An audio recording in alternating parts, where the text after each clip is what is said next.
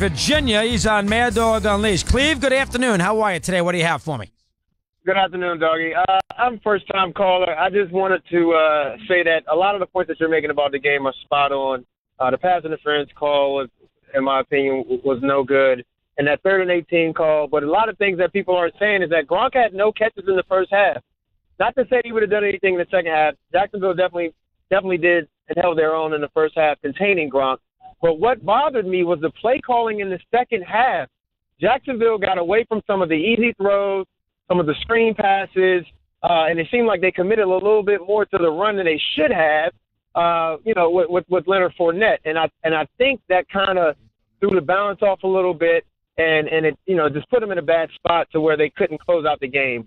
I'm a diehard Jacksonville fan. I knew that we needed to sustain drives with 5 minutes left, or actually 10 minutes left in the game. Like you said, three possessions in the fourth quarter, and you get nothing but 3 and outs. And I think that comes from some of the play calling that they made. No question about it. They got conservative. They had 3. They had 1 first down. I'm sure the Patriots had something to do with taking away those little swing passes out of the occasion, which they ran very well in the first half. Gronk did catch at least 1 ball. I think he had a couple of catches in the first half. It wasn't totally. He wasn't notified completely, but he was not a factor. And that was a late hit. That was a helmet to helmet. I don't think Church did it to hurt him, but that was a penalty. I have no issues with that. And it would have been Roan who mentioned that at the halftime, walking out to talk to what's the CBS's how can I forget here?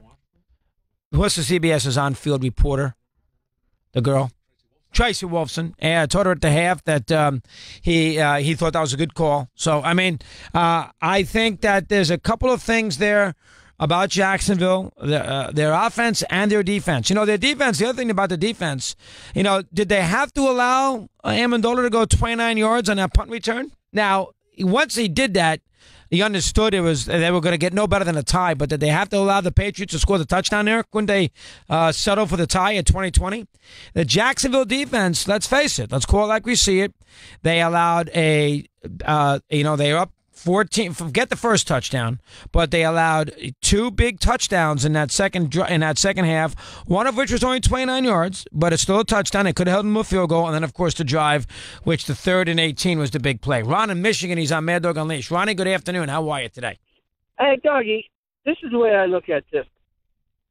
Jacksonville went up there and they scored 20 points on the road, which is just fabulous, and they held New England to 24 points, which is fabulous. Look what New England did the week before.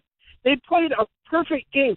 What ticks me off more than anything is that first pass interference. The guy ran out of bounds. Yeah, terrible call. Terrible call. He ran out of bounds, and I don't think that hit on Gronk was that bad. I thought it was shoulder to shoulder.